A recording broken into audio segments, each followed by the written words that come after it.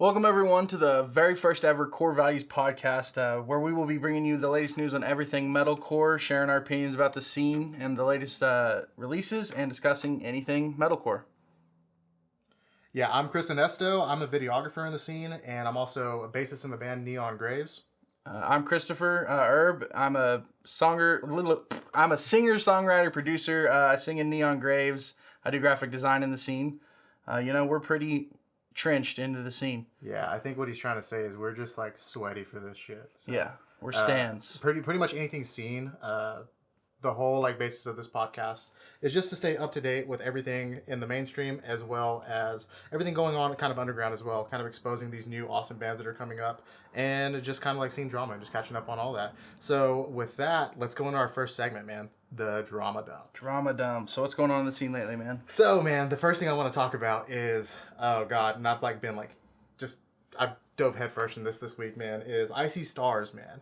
A lot of people have said Icy Stars is coming back just because Sumerian's starting to boost the guys again. I posted a TikTok about it as well, and I got a lot of information on that insight. I know you don't want to believe it, but dude, yeah. So the where this all started was Sumerian posted a TikTok of running with scissors and basically, bringing Icy Stars back into the limelight. And so everyone was like, well, are you doing some stuff with them or what's going on? So I made a post about it. Because I went from there, I went on Twitter, then I saw somebody make a big deal that they had deleted every post on their Instagram, which is kind of like the cliche, you know what I mean? And then I was like, or they're breaking up. So, well, here's the thing, dude. I went to Devin Oliver's Instagram as well, and he did the exact same thing on his personal. So if your band's breaking up, you're not going to commit to deleting every single post on your Instagram. Unless he got canceled and we just don't know it yet. No, so, and then, man, here's where it's crazy. I woke up this morning to an Instagram notification, to a message request, and it was just some random guy on TikTok who followed me on Instagram and messaged me this whole board in here. Look, I'll pull it out real quick. Chris is getting trolled by some 16-year-old. Well, here's the thing. I'm just like, okay, well, here's another guy with an opinion, but he came with receipts, man. So he invited me to a Reddit thread that essentially, and I'll let you read it, man. Here's the Reddit thread. New album details thread. Why would this be on Reddit 52 days ago?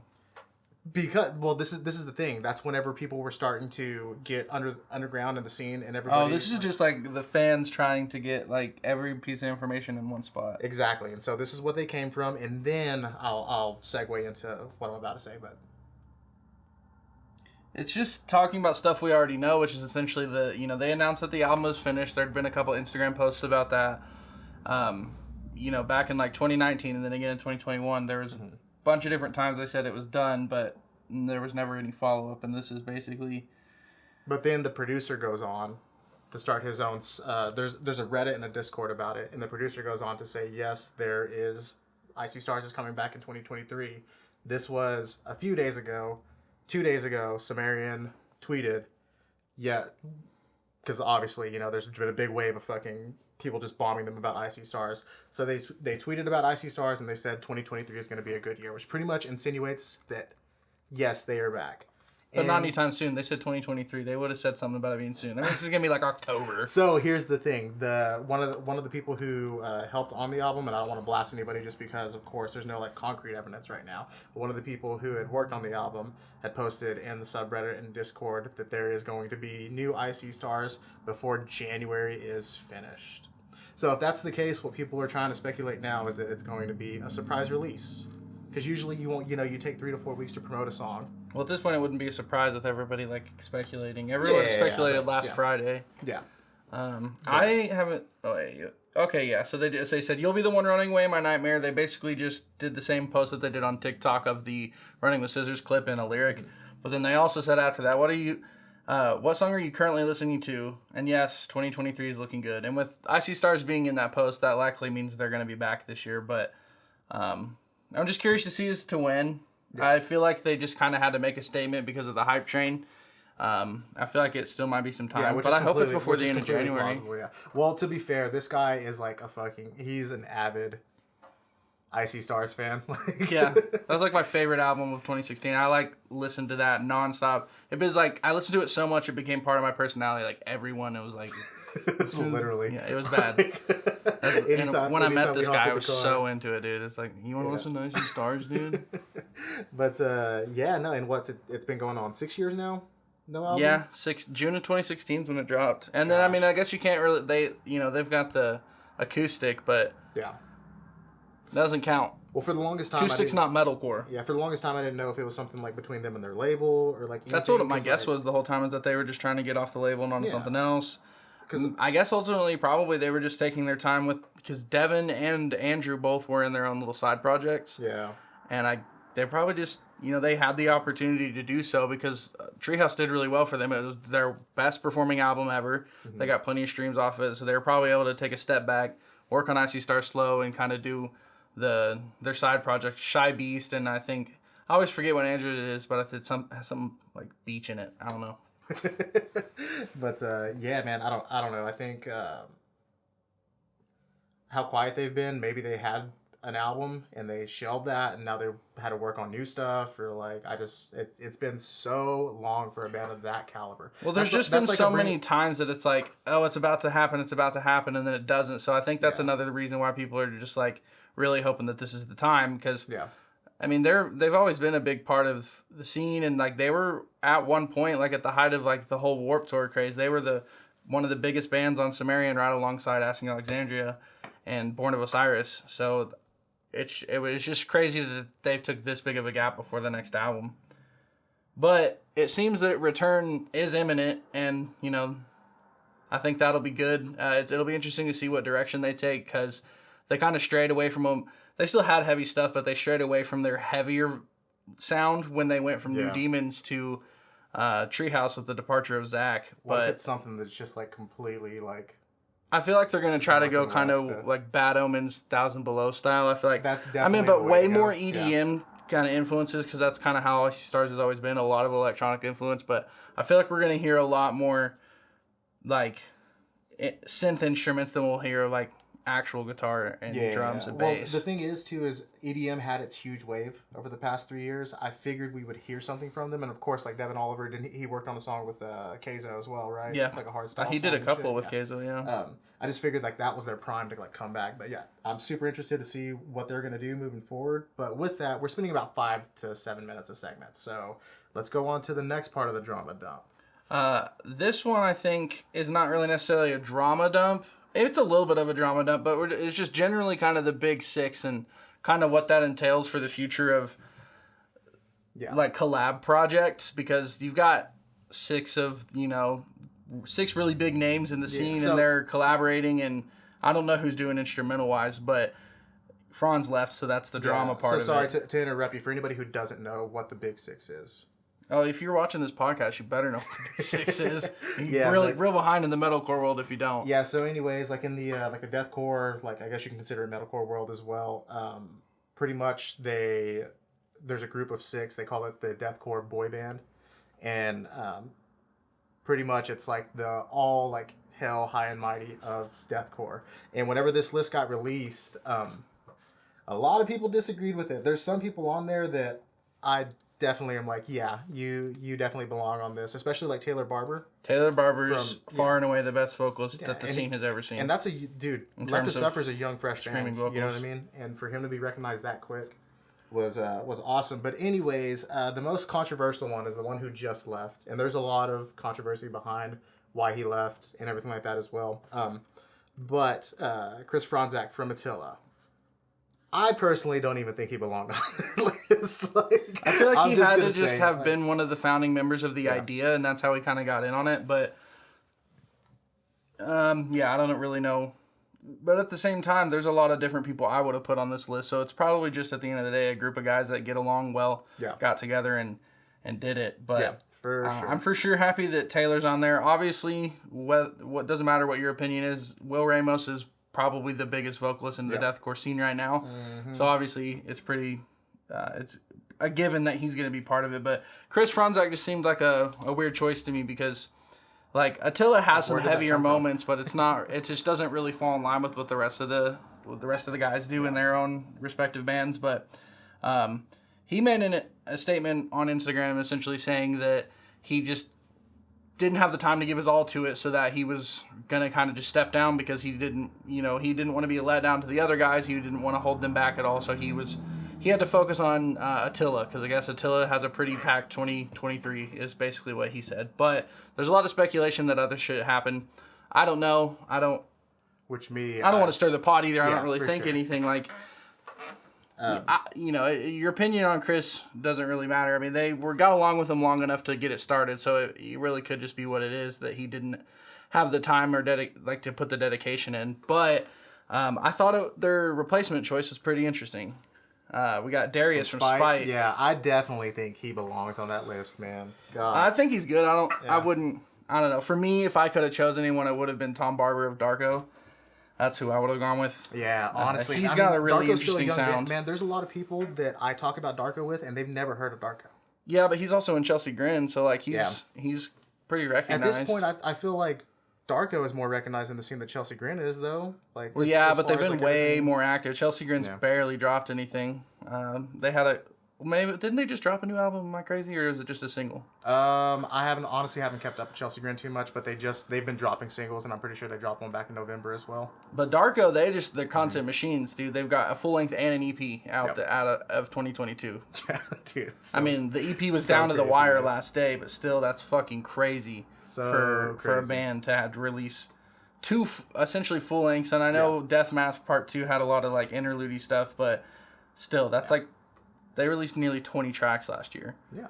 But they'll probably release more this year. Like they don't seem like they're like break takers. Yeah, I was gonna say I feel like this is their like primary focus now. I feel like honestly Chelsea Grin is kind of like the back burner now, man. That's how I look at it in terms of as a listener, but like yeah, I don't know. Chelsea, like Darko's still pretty small. Yeah, like comparatively, Chelsea Grin has been around for fucking long. Like I was a child. Yeah, I remember dude, my sophomore year in high school, and I'm 30 years old. So my sophomore year in high school, man, I remember going to the Sumerian Short But Sweet tour, and it was Bless the Fall, Asking Alexandria, and Chelsea Grin, and I had never heard of Chelsea Grin in my life until they came on, and man, they destroyed that. Yeah, they were great. That was when they had Alex Kohler still. Yeah, he came out in a Dennis Rodman jersey, man. I'll never forget that. God, it was so, man, insane.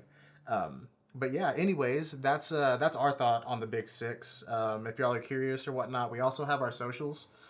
So go follow those. We'll tag those at the end of this podcast. But yeah, to end the drama dump, I just want to talk for a few minutes because there's one thing I've been kind of talking about with people in the scene, and I feel like it kind of is an interesting topic and also kind of like needs exposure as well, is people featuring other vocalists on your songs and like what that costs versus like rapper, if you're going to go and get like Lil Wayne on a song.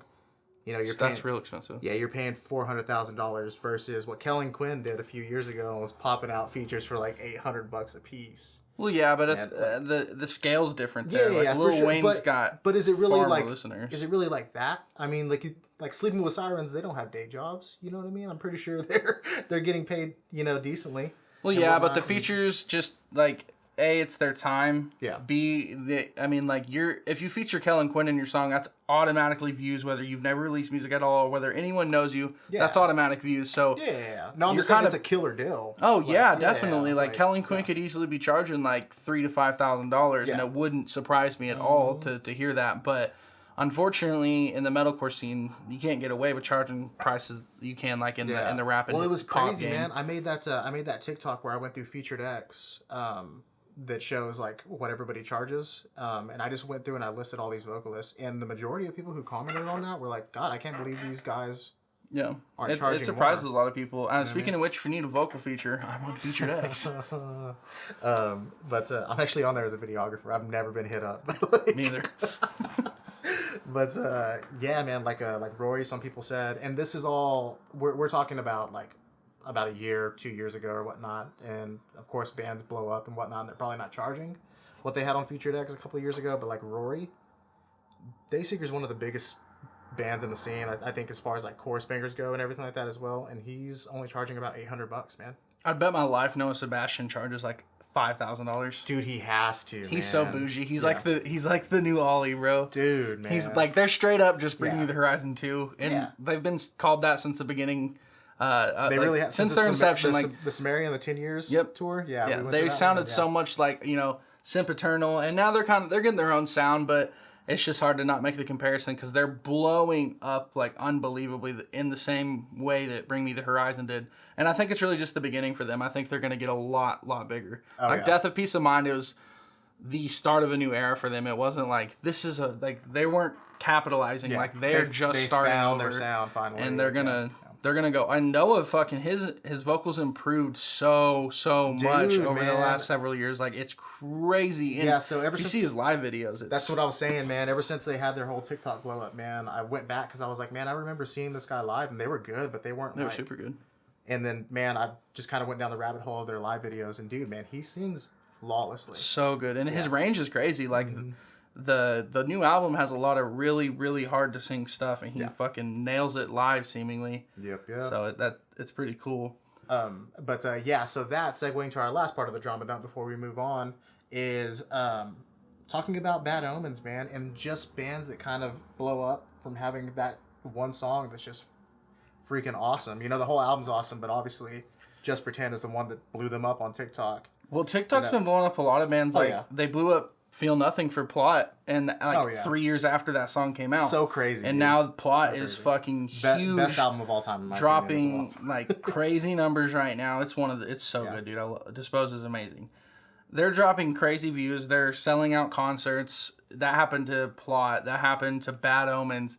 It's happening right now with Catch Your Breath. Like they're a small band from Austin, Texas, or were a small band from Austin, Texas. Yeah, they opened up Friends for of us ours like a year ago. You know what I mean? And that's the first time we had ever like heard them like play live. It was their debut show, man. Yeah, it was we played their very first show with them, and they've just blown the fuck up. Yeah, and even at that show, man, they were killer. Like, they were honestly killer. Yeah, and ever since they dropped that, and then of course Dial Tone came on, and that's when I shared it to everybody, and I was like, dude, this song is killer. But that was almost a year ago.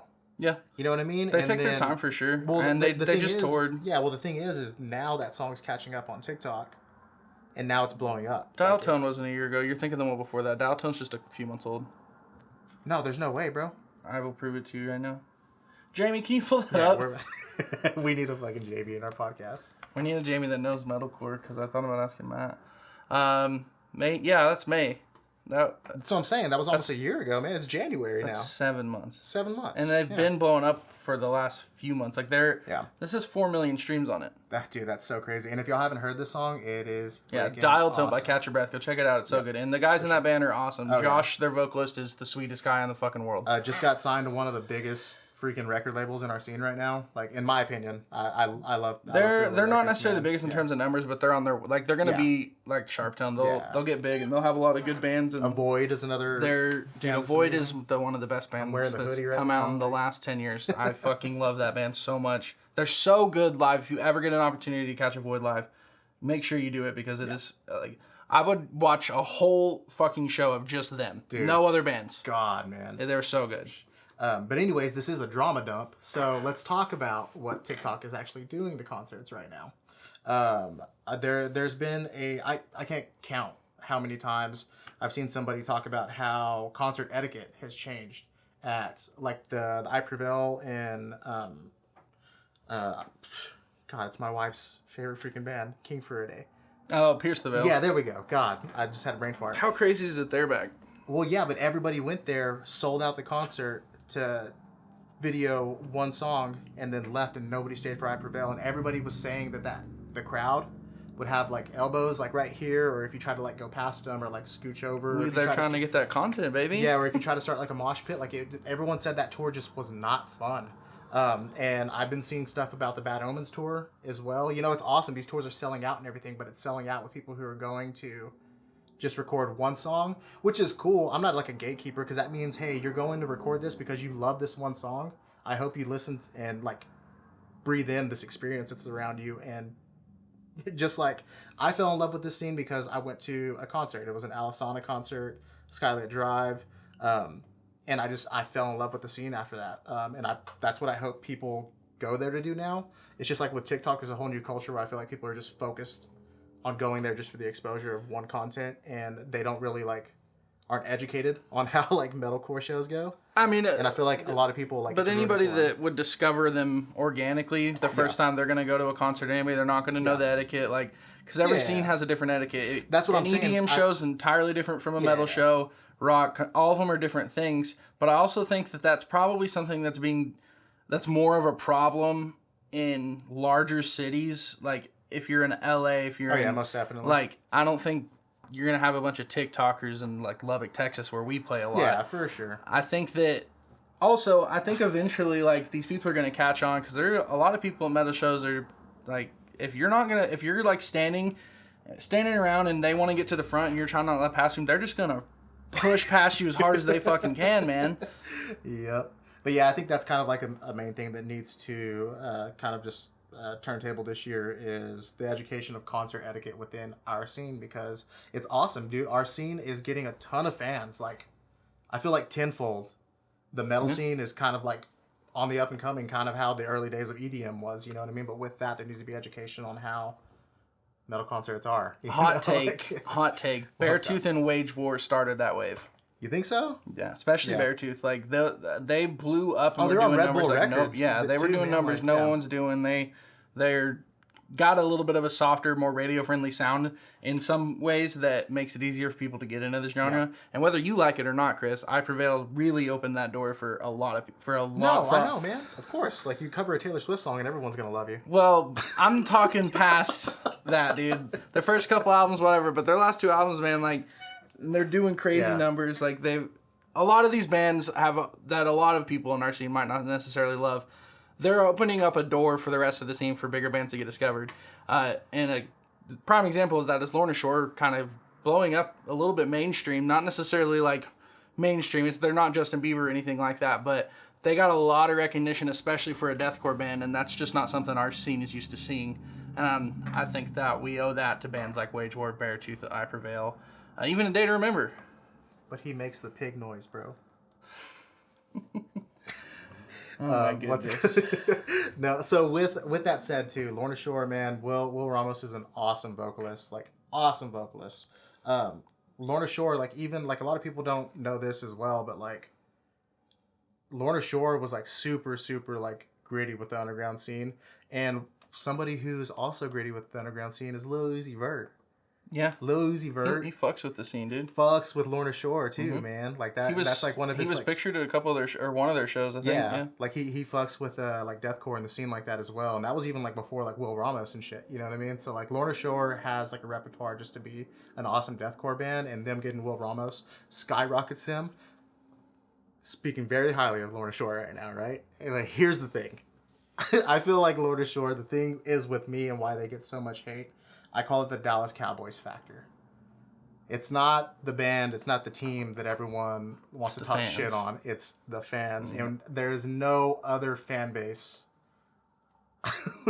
that I can compare as close to like parallel the Dallas Cowboy fan base within the deathcore genre. Okay, yeah. Okay. No, come on. That's like that's horrible. They're just as bad as the Dallas Cowboys fans. Please, if you're a Juggalo, don't listen to this podcast.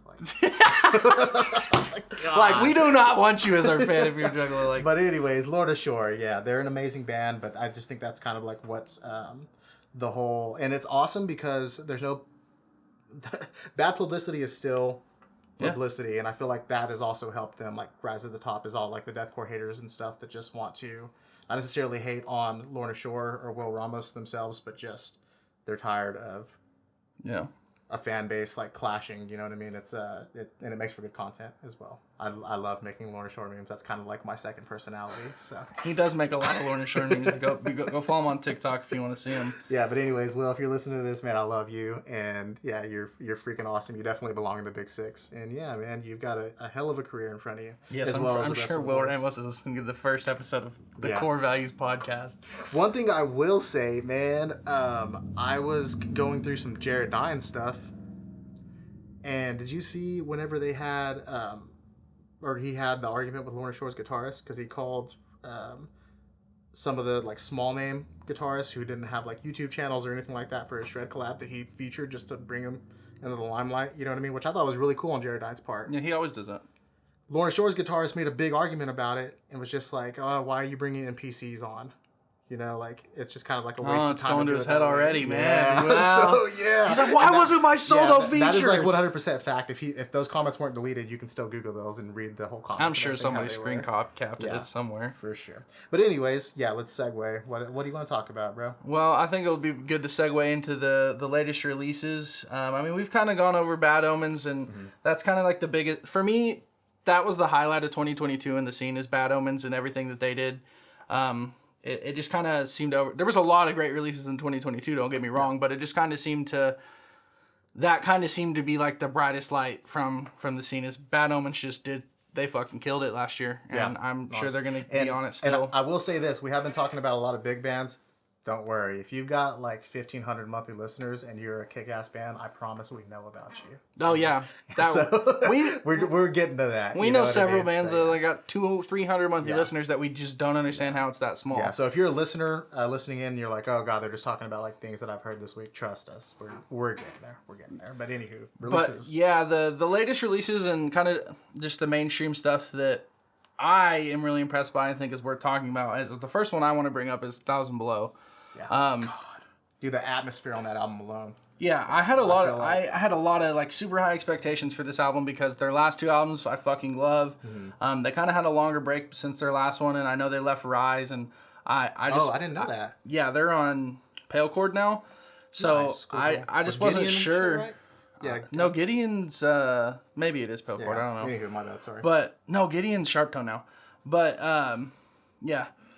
But yeah, I just think that 1,000 Below killed it, and I think that album is really not talked about enough. It hasn't been out that long, maybe a month, maybe two, but it's so good, and I think that James, their vocalist, just needs more recognition as a writer. That guy is fucking crazy. His range is insane. He's got awesome, like his rhythms and his melodies are so good. Just his lyricism too, man. Yeah, his lyricism so the good. Album opener, God, dude, it's so good, man. Like it's one of those album openers that lets you want to, you stick around. You're like, yeah, I'm definitely gonna stick here for the next 40 minutes. And they're just so good, and they're so versatile. And they've got the soft sounds, they got the heavy stuff, they've got the make you cry stuff. And one of my favorite songs on the track features Matt Flood from Caskets, which brings me to the other band I wanted to talk about, which is Caskets. We didn't realize that they are as big as they are. Like we knew about them. We know they're on Sharp Tone. That's one of the biggest labels right now. But I didn't realize that they were like millions of fucking views or streams every single song, and they've got almost 2 million monthly listeners. So I guess that they're really big, like over in Europe and Australia. And they're so good. That latest single they dropped blows my mind. Matt is such a killer vocalist, and he just gets better with every song. I really want to see them have the Bad Omens effect this year and just blow up. Dude, man. I'd really love for them to just go viral. So if you're listening to this, go listen to Caskets and help blow them up because they really deserve it. And he kills it on the 1,000 Below feature. You definitely got to go listen to that song. Caskets is crazy. We got so many good bands in the scene right now. It's nice that like there's all these different ones that stand out because the scene's more saturated than it's ever been, but it's also got the best music coming out that we've ever had. So there's just non-stop releases, and sometimes it's hard to keep up with, but Caskets is standing out in all that noise. So let's talk about some Sleep Token, man. What do you think about the new Sleep Token? I've never been super into Sleep Token. Like, they're amazing, don't get me wrong. They're super talented. They sound great. Mm-hmm. Like, I love their vocalist has a super unique sound, but after I've listened to a few of their songs, it's all mushed together. It all sounds the same to me. Like everything that Sleep Token's ever released sounds the same to me. I know the new songs got all this heavy, genty, atmospheric stuff. I'm not really interested in that. If I want to listen to that, I'll go listen to some Mick Gordon or something like that. I was going to say, here's the thing. If another band did that, same stuff, it wouldn't have been as extravagant because they weren't changing their sound. You know what I mean? And that's kind of like why I kind of like die off on the... Sleep Token just gets that pass because he sounds like he has a really unique voice, and so like everyone just stands them. You can't tell me Vessel isn't Hosier. I don't know. I thought it was pronounced Hoosier. I'm gonna be honest. Well, what? No, Hoosier's like the Oklahoma. No. Like. But I like the Sam Smith comparison. Yeah, so. They just said like Gent Sam Smith or whatever. Yeah. I thought that was a apt comparison. That was really spot on. Someone said the new Sleep Token song is 4 minutes of Gent and 45 seconds of Sam Smith. God, yeah. I love the internet. But they had a really interesting release pattern with this whole thing. They dropped like what 2 or 3 songs in the span of a day or two. Yeah, and I thought that was pretty interesting. So not the way I would do it, but it was cool. It's like a little miniature EP. But that brings me to the next band that also releases interestingly, Darko. They released. I mean, we've touched on a little bit of this already, but they released their full length earlier this year, and then on the 30th of December they dropped this EP. And they didn't ever release any singles for the EP. They just dropped the EP and everything on it. And I've been really, really into that EP. It's super, super good. I think it's a little bit different than what they've done so far. It wasn't just like a continuation of the full length that they just dropped. It's got really interesting sound design. Tom does some cool stuff that I like. And Landon Tour's feature is fucking awesome. I wish that man would do... I mean, it's asking a lot because Landon's always releasing stuff with a different band or his own solo project. Yeah. But I wish that guy was on every song ever. I just God, man. One of the Landon most Tour so much. Talented guys in our scene, man. And, speaking of mainstream a little bit, like, their latest single, Divide, is... Yeah. That might be my favorite single of 2022. Yeah, that definitely, man. Official Core Values podcast of 2020, or Core Values podcast single of 2022 is "Divide" by Plot and You. God, so congratulations, Landon. We'll send you a plaque. Literally anything that guy touches, man. I'm such a fucking simp for. Yeah, he's so good, dude. But yeah, so we have that. We have Thousand Below. We have Caskets, Darko, Bad Omens. Let's go into a little bit of Undiscovered. What is our best Undiscovered? What do you think? And this is where we get sweaty. Well, Undiscovered is kind of like, it depends on what terms you're putting it, because there are some signed bands I'm really into right now that just aren't getting views that I'm like, what's going on? Yeah. Specifically Heaven's Gate. They have less monthly listeners than us, and they're signed to Grayscale. Yeah. But I think my favorite Undiscovered right now, because they're still kind of new. They're not new, but they're definitely new to me. But they've got a lot on the horizon, is Graphic Nature. They're kind of scratching that itch that Dealer left, and Dealer left a void in me, guys. I love Dealer so fucking much, and Alpha Wolf is great. I know it's like the connection there, blah blah blah. I love Alpha Wolf too, but just Dealer left a hole in me because Aiden, I don't care what he did, he's fucking great lyricist. Like that doesn't matter. You toxic motherfucker. He got to be gone. I understand it is what it is, but like shit, that dude was good. So. Graphic Nature is kind of scratching that itch for me. They've got a similar sound. Their vocalist doesn't sound super similar to Aiden, but they've got that kind of like mid-range, real aggressive sound, and he's got really interesting lyrics, and their videos are killer. And they are tiny. I think they're on Pale Chord as well. Yeah. Mm-hmm. They're like seemingly not a lot of people listening to them. Their production value is amazing for the videos and the music. I really hope that they blow up because like they're fucking crazy. They're like, if Alpha Wolf was Korn, like they're Slipknot. Like they're just so fucking good. Just like everything, they have like full production too. Like their music videos look insane. Like it's that like hardcore new metal sound. It's just, and I love that shit. Another up and coming band that I want to talk about is a band, dude, we've been friends with for like 3 or 4 years already, and they just got signed. And they're freaking amazing. They're called Half Me, and if you guys haven't heard of Half Me, and if you like also like hardcore like metalcore, Alpha Wolf, Dealer, sick breakdowns, dude, Half Me is the way to go. And I will say this, as far as like a heavy song, Blacklight is probably my like favorite breakdown of 2022. I say 2022, it just got released like a month ago. Listen to Half Me, Blacklight, and listen to that last breakdown. God, it's so hard. Yeah, that's a great song. Yeah. I'm still like I'm impartial to their song Mantis. Mm-hmm. I think that song is so good. It's the first song I ever heard of theirs, and it just blew me away. And they've gotten better with every single release since then. We just lost a light. So if you're wondering why we're less red than we were a second ago, now you know. Yeah, I'm on it right now. But, I just noticed it. I think. Speaking of another band in that realm, Undiscovered, and these guys are super undiscovered. Like very, very, very little people seem to know about this. Yeah. Is Gut Fun is from Texas? Yeah, I'm pretty sure they're from Houston. Yeah. Damn, I didn't know that. So yeah, you guys need to check out Gut Fun. I think they've only got 1 track out right now, maybe 2, but they're super, super good. I've been friends with a couple of their members on Facebook for a long time, and they seem like pretty chill guys.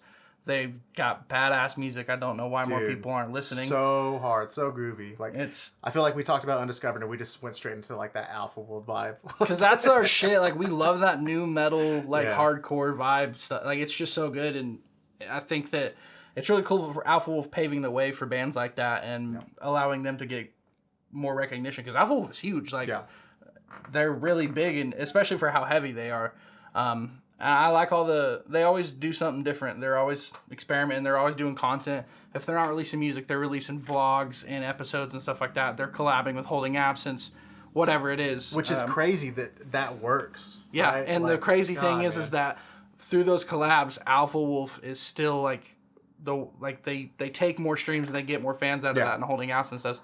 Which you would think be the other way around, because Holding Absence is very pretty music, sing-songy stuff. Like, I mean, they've done an EP with Loathe as well. You know, Holding that Absence EP was really good. EP with Loathe. Yeah. So like, dude, if Loathe and Alpha Wolf did an EP, that would be fucking nutty. Dude, God, could you imagine? They've got to be up to something this year, right?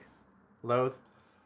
Yeah, I don't. They have to be. They have to be. I mean, it's been a long time. They did release a couple singles since that last guitarist left, but I wasn't really a big fan of them, to be honest. The production value wasn't there. Loathe?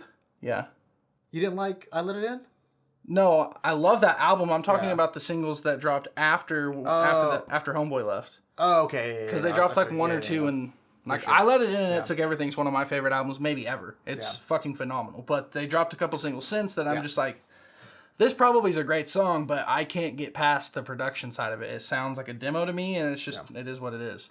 But love and respect that band beyond belief. Kadeem's an amazing vocalist and lyricist, and they're awesome. One thing that sucks is, how do you like top that album? Like, it's gonna be hard. I feel like that's why they're taking so long. Yeah, and that album had such a badass name. And the songwriter from that album's gone. Yeah, well, even at that, that album gave them a moniker. You know what I mean? Like, hashtag Let It In. You know what I mean? Like, they would go to like Chicago to like play shows, and they'd be like, Chicago, Let It In.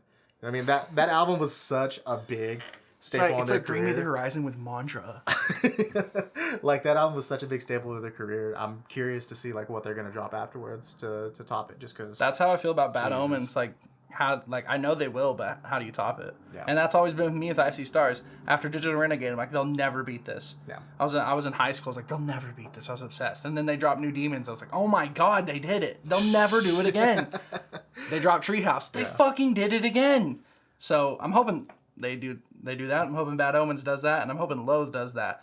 It really sucks when you get really high expectations for an album, because you put all this pressure on a band that you love. But man, it's just hard to imagine topping I Let It In and It Took Everything. Like, anyone, not even just Loathe. Like, it's such a good fucking album. Oh, but moving on to the next one, they had my EP of 2022. God, this band was such a freaking just kick in the face for me, man. In such a good way.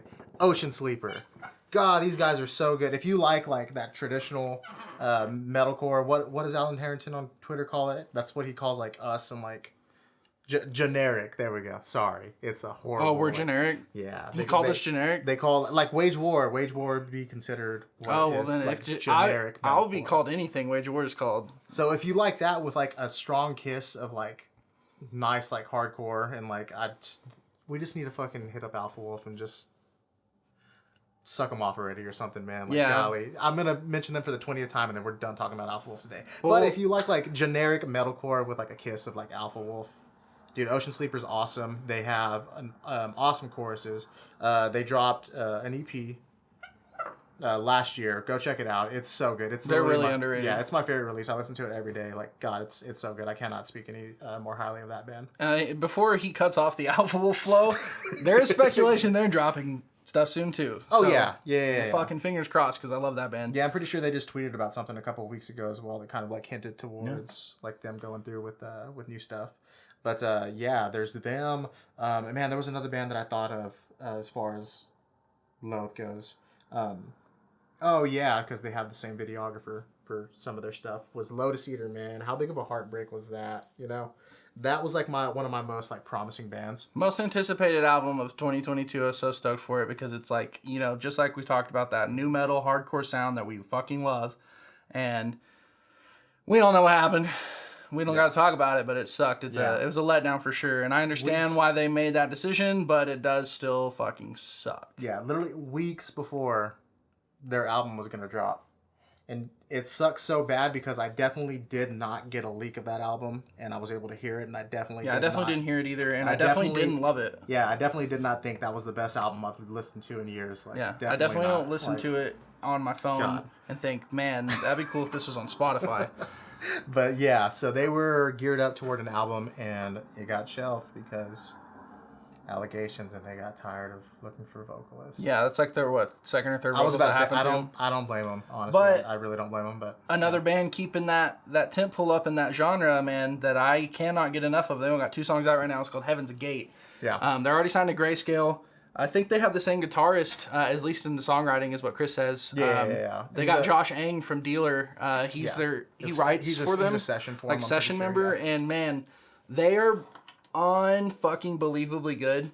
Their latest single that dropped on the 30th of December, She Moves Like Thunder, I listened to probably 9 times a day. It's fucking phenomenal. They're got like this heavy fucking nasty, ominous, just atmospheric chorus, and then I love his like super low, nasty, angry sounding voice and his blonde fucking mullet. Like, God, nobody could pull that off except that guy. Like, just they're so fucking good. Their videos look great. Their aesthetic's great.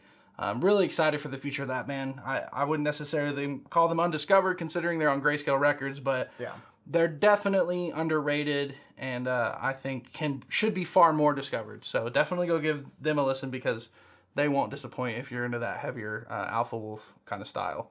And then to feature another badass undiscovered band was, and I'm not even sure how many monthly listeners these guys have, but you had shown them to me last week and they blew me away. Was Escape Artist. Oh yeah, man, they have like they don't even have 300. Yeah, so I'm pretty sure we want to both agree that Escape Artist is our undiscovered feature of the week. Oh yeah, definitely. Like definitely go check them out. God, I mean, they have 7 members. 2,300 monthly listeners, but guys. They're come fucking on. good. Yeah, go check out. Oh, really? They flew up, dude. They were literally sitting at 200 yesterday. Go check. No, I'm saying like that's still like not anything. Yeah, it's nothing. Like, but I'm just saying they just is. 10 times overnight. Go check out Escape Artist Gravity if you want to be up to date with one of the next best upcoming bands in the scene. God, those guys are so good. Also, so good. Follow us at Core Values Podcast because we'll be keeping up with them and making sure that anything that they do, we're definitely going to be keeping up with that and letting you guys know. Yeah, so for sure, the progress of them. Like Chris said, check out Core Values Podcast on Facebook, Instagram, Twitter. We have all of our socials. We'll have a TikTok as well. And if you are, there'll be links below. Yeah, and if you are a new and consider yourself an undiscovered band, shoot us an inbox. We'd love to check out your stuff. Like I said, these guys, whenever we first found them, had 200 monthly listeners, and now they're up 2,000, and we just hope that they keep growing from there. Yeah. I would have thought they had at least like 100,000. Yeah, they're super good. Their production value is great. They're great at their instruments. They're overall really, really awesome. So that's definitely one to look out for because. Yeah, so if you're a new listener or if you're in a band yourself and you want us to check you out, for sure shoot us a DM and we would love to do that. And if we think it's awesome, we'll feature it in the podcast for you. You can send it to us on any of our social media, corevaluespodcast@gmail.com. Just submit to us, and if we like it, we'll talk about you. And for the mainstream release of the week, we've talked about it already. Darko, baby. Darko, Death Mask Part 2. It's just unavoidable, man. It's the best thing that came out heavy here in the last week. I know it was a week ago today on the 30th, but that's so good. And it was all dropped at once. I've listened to it multitude of times. I didn't get tired of singles, so I'm not skipping through any singles. I'm just listening to the full EP. It's so good. Definitely the release of the week. So yeah, with that, before we hit our outro, let's just go ahead and have a highlight of all these new bands that you need to check out. Yeah. We said Half Me. Oh. Who do you think? Heaven's Gate, 100%. Yeah, Half Me, Heaven's Gate. We have Gut Fauna, Ocean Sleeper, if you haven't heard of those guys yet. Freaking awesome. Graphic Nature. Yeah, Graphic Nature. Insane. And Escape Artists. Yeah, guys, check them out. Those are the bands that we... Escape Artists is featured Undiscovered of the week. And who's the mainstream Undiscovered, or the mainstream release of the week? I mean, Darko, baby. Darko, so it's Darko. Go check out Escape Artists and Darko. They are Core Values Podcast featured bands of the week. And Thank you guys so much for tuning into the Core Values podcast. If you want to keep up with the latest news in metalcore, be sure to drop us a follow. We'll be here every week keeping you guys up to date with the latest drama, releases, anything related to metalcore. So yeah, we'll see you next time. Drop us a follow. Word.